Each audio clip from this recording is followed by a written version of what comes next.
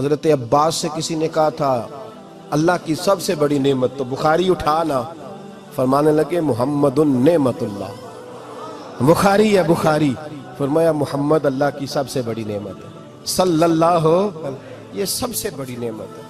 کچھ کہا تو صحیح نہ یار، ایک مجھے کہنے لگا نہیں وہ 9 ربیع الاول کو آئے تھے، تو میں نے کہا 9 کو میلاد مناؤ، کوئی مسئلہ نہیں، 9 کو میلاد مناؤ، کوئی مسئلہ ہی نہیں، ہم تو سارا سال مناتے ہیں، بس 9 کو مناؤ نا بھائی، کون کہتا ہے عید نہیں ہم کہتے؟ میں نے کہا چلو جشن میلاد کہہ لیا کرو، میلاد ہی کہہ لو، یہ کہہ لو تم نے خوشی منانی ہے تو محفل میلاد کہہ لو، نہ عید کہو، عیدیں 2 ہی ہیں۔ میں نے کہا نہیں وہ بھی تیری غلطی ہے، میرے نبی نے کہا ہر جمعہ میری امت کی عید ہے۔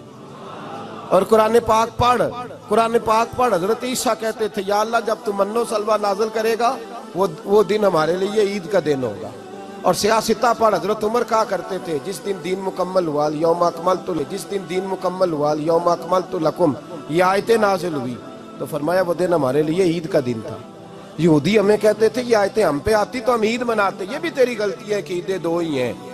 رب جب بھی کسی کو دید کرائے وہ عید کا ہی دن ہوتا ہے، وہ عید کا ہی دن ہوتا ہے بھائی، ہمارے لیے سب سے بڑی عید یہ ہے، اس لیے کہ باقی عیدیں اسی عید کا صدقہ ہے صلی اللہ تعالی علیہ۔ تو عید میلاد النبی پہ اظہار مسرت کرنا، خوشی کا اظہار کرنا، خوشی کا اظہار کرنا، یہ تو ایمانی تقاضا ہے، یہ تو روح کا تقاضا ہے، یہ تو اندر اچھلتا ہے۔ شریعت جتنی ہمیں اجازت دیتی ہے اتنا ہم کرتے ہیں، اور کوئی میلاد کی محفل میں کوئی ایسا کام نہیں ہوتا جو شریعت سے ٹکراتا ہو۔ پہلے کیا ہوتا ہے؟ تلاوت، منع ہے قرآن پڑھنا، دوسرا کیا ہوتا ہے؟ اتنا درجہ ہے نعت کا، اب تو نہ نعت پڑھنے والے رہے نہ سننے والے رہے، دونوں میں ہی کمی ہے۔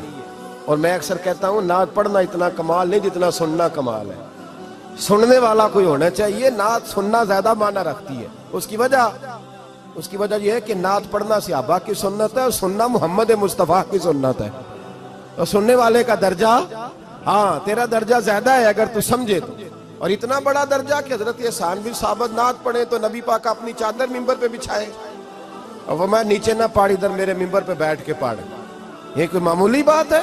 رسول اللہ کی نعت سننا، بلغ العلا بے کمال ہی کشفت دجا بے جمال ہی حسنت جمیع۔ شیخ سعدی کہتے ہیں 3 فقرے لکھے تو چوتھا ہوتا ہی نہیں تھا، میں سو گیا، بڑا پریشان تھا کہ چوتھا فقرہ نہیں بن رہا، بلغ العلا بے کمال ہی کشفت دجا بے حسنت جمیع، چوتھا لکھا نہیں جاتا تھا، نیند آ گئی، میری آنکھ لگی تو محبوب کا دیدار ہوا۔ حضور نے فرمایا پریشان پڑے ہو؟ میں نے کہا محبوبہ 3 لکھے ہیں چوتھا بن ہی نہیں رہا۔ حضور نے فرمایا چل سنا نا مجھے، یہ چھوٹا نعت پڑھنا کوئی چھوٹا کام ہے؟ یہ تو ہم نے کھاتا ہی غلط لوگوں کو دے دیا ہے، وہ تو اس قابل ہی نہیں تھے کہ نعت سنی جاتی۔ بلغ العلا بے، شیخ سعدی کہتے ہیں میں سنانے لگا اور مصطفیٰ سننے لگے، بلغ العلا بے کمال ہی کشفت دجا بے جمال ہی حسنت جمیع خصال ہی۔ تو حضور نے فرمایا چل سعدی کہہ دے صلو علیہ وآلہ، کہہ دے صلو علیہ وآلہ۔ فرماتے میں کہتا جاتا تھا اور مصطفیٰ مسکراتے جاتے۔ کوئی چھوٹا درجہ ہے نعت؟ نعت تو ایمان ہے، نعت تو طاقت ہے، نعت تو تیری روح کو بیدار کرتی ہے، پر شرط ہے نعت ہو، شرط ہے، شرط یہ تقاضا ہے میں نعت ہو، وہ نہ ہو کہ نعت پڑھے نا۔ میرے حضرت صاحب فرماتے ہیں نعت کا مقصد ہے جب بندہ نعت پڑھے تو اس کا دل نبی پاک کے گنبد کی طرف جائے، جب نعت سنے تو اس کی توجہ رسول پاک کی جانب جائے، یہ نہ ہو کہ نعت سنے تو توجہ گانے کی جانب جائے، یہ نہ ہو کہ نعت ہو رہی ہو تو لوگ کہیں، میرے کان میں لوگ کہہ دیتے ہیں، آپ یقین کریں محفل میں بیٹھے لوگ کہتے ہیں فلانے گانے کی طرز پہ لاندہ جی، تو کدھر گیا دھیان اس کا؟ تو یہ نعت تو نے پڑھی ہے، یہ نعت سنی نہیں آج تک؟